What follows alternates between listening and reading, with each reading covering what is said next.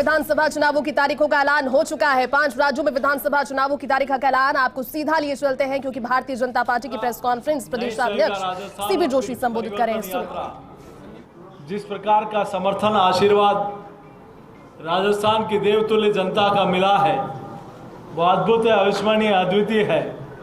लोगों ने मन बना लिया कि 2018 में मात्र 1.5 लाख वोटों के अंतर से एक ऐसी सरकार आ गई जिसने राजस्थान में 3 काम किए, सिर्फ कुर्सी बचाना, अपने विरोधियों को निपटाना और भ्रष्टाचार करना।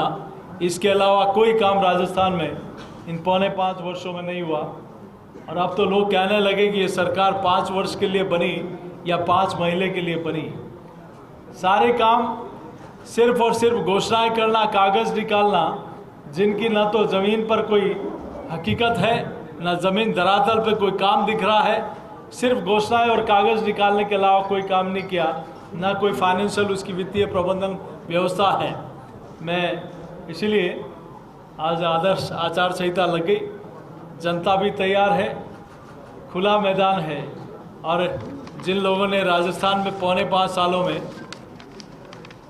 किसान और युवा के साथ वादा खिलाफी की, नारी की सुरक्षा नहीं कर पाए, ऐसे लोगों को सबक सिखाने के लिए राजस्थान की जनता बैठी है। हम सब लोग भी आदर्श आचार संहिता का, सारी पॉलिटिकल पार्टियां उसकी पालना करते हुए, चूँकि देवतुल्य जनता उसका निर्णय करती है और ये 23 तारीख को राजस्थान की जनता उसका इंतज़ार कर रही थी। यही निवेदन आप सब लोगों के बीच में करना था। बहुत धन्यवाद।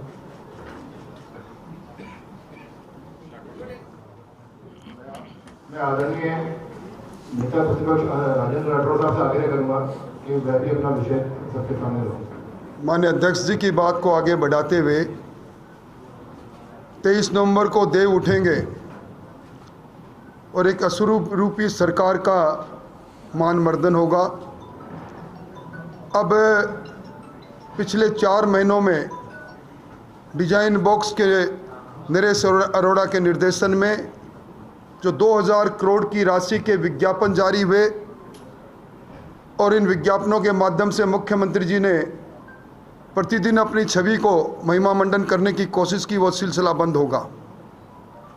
एक तरफ आदर्श आचार संहिता लग रही थी और दूसरी तरफ सचिवालय में कल रात से ही धड़ाधड़ कहीं खानों का आवंटन हो रहा था तो कहीं स्थानांतरण हो रहे थे।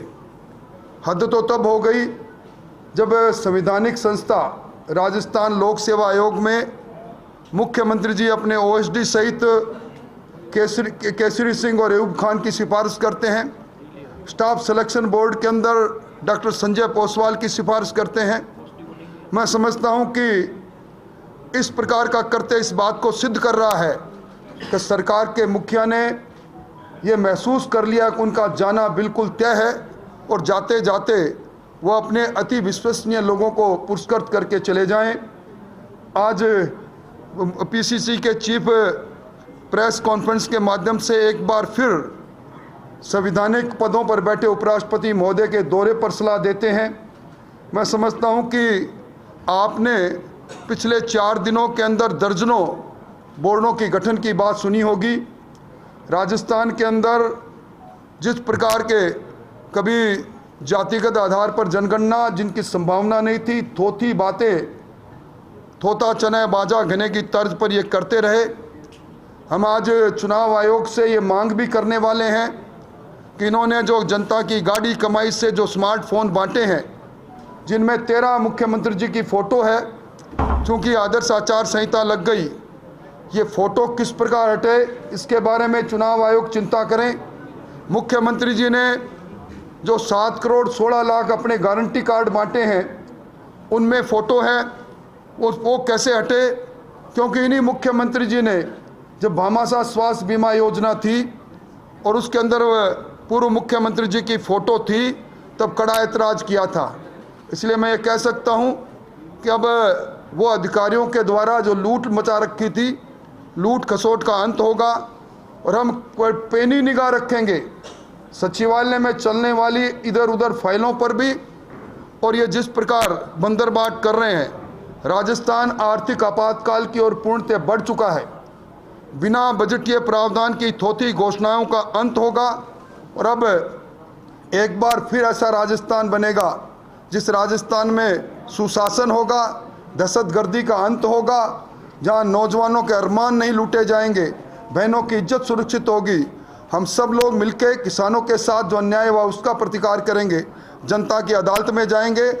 और लगता है कि कांग्रेस ने चुनाव से पहले ही हथियार डाल दिए, क्योंकि जिस प्रकार पिछले 2 दिनों से अपने चाहतों को उपकृत करने के लिए धनाधन फाइलें इधर से उधर दौड़ रही है, मैं समझता हूं कि ये अपने कार्यकाल को अंतिम कार्यकाल मानते हुए मुख्यमंत्री जी ने इस प्रकार के निर्णय लिए हैं।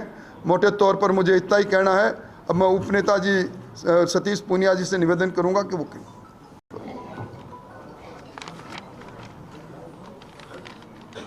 मैं हमारे आदरणीय अध्यक्ष सीपी जोशी जी और हमारे नेता प्रतिपक्ष आदरणीय राजेंद्र राठौड़ जी की बात में कुछ संक्षेप में कुछ बातें ही जोड़ना चाहूँगा। हालांकि प्रदेश की राजनीति में जो बुनियादी बातें हैं उनका उल्लेख उन्होंने बखूबी किया है।